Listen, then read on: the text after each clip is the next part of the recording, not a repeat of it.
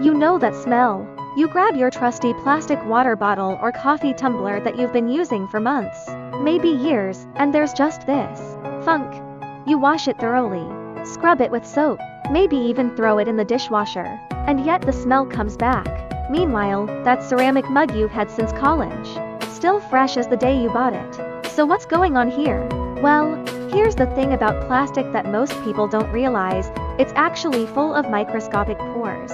Think of it like a sponge, but at a level you can't see with your naked eyes.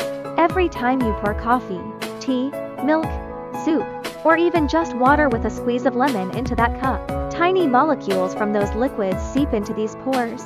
And they don't just sit on the surface where you can wipe them away, they burrow deep into the material itself. Over time, this creates what I like to call irreversible flavor absorption.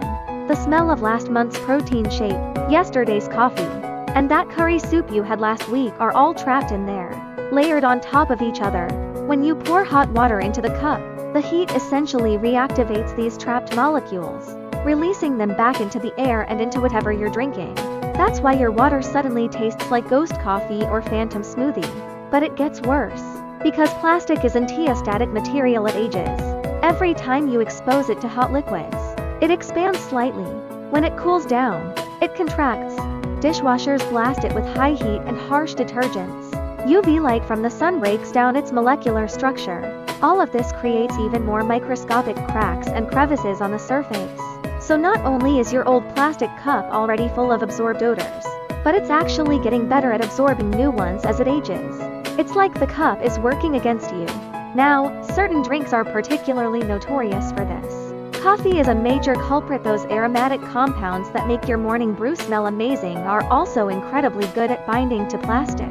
Milk and dairy products leave behind proteins and fats that love to nestle into those pores. Fruit juices, curries, miso soup, and tea with its tannins, all of these have molecules that are either oily or chemically sticky in ways that make them especially difficult to remove from plastic surfaces. And here's the kicker: the plastic itself starts to smell as it degrades over time, especially types like polypropylene and polyethylene. The material begins releasing its own subtle odor. So you're not just dealing with the ghosts of beverages past, you're also dealing with the smell of aging plastic. It all combines into that characteristic old plastic cup smell that's impossible to ignore. Now contrast this with ceramics.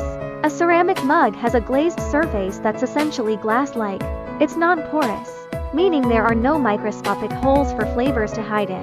It doesn't degrade in any meaningful way from normal use. It doesn't expand and contract with temperature changes. It doesn't develop new cracks from being washed. And it certainly doesn't release its own smell over time. That's why the ceramic mug you bought 10 years ago still performs exactly like it did on day one. So if you've got a plastic cup that started to smell funky, unfortunately, there's not much you can do. The damage is already done. Those absorbed molecules are in there for good. You can try soaking it in baking soda solution or vinegar, and that might help temporarily. But the smell will always come back. Sometimes, the kindest thing you can do for yourself is just accept that your plastic companion has reached the end of its serviceable life and treat yourself to a new one, or better yet, switch to ceramic or stainless steel. Your taste buds will thank you.